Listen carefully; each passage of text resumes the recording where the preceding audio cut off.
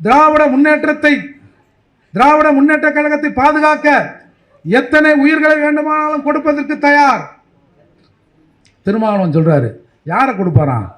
அவங்க வீட்டில் இருக்கிற அவங்க அம்மா, சித்தப்பா, சித்தி, மாமன், அத்தை பிள்ளை, இவங்களே கொடுப்பாராம்.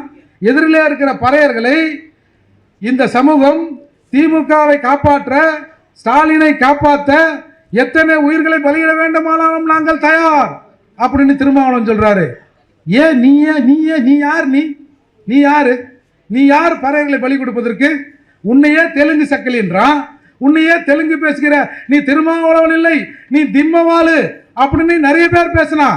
நான்லாம் அப்போ இது இல்ல அவர் பறையராக இருக்க வாய்ப்பு இருக்குன்னு நினைச்சேன். ஆனா இன்றைக்கு பறையர் சமூக மக்கள் ஒன்று கொடுக்கிற போது நீ எதிரில் நின்று கலாட்டா பண்ணா நிச்சயமா நீ தெலுங்கனாகத்தான் இருப்பா என்பதை இந்த மாநாட்டில் நாங்கள் பிரகடனப்படுத்துகிறோம்.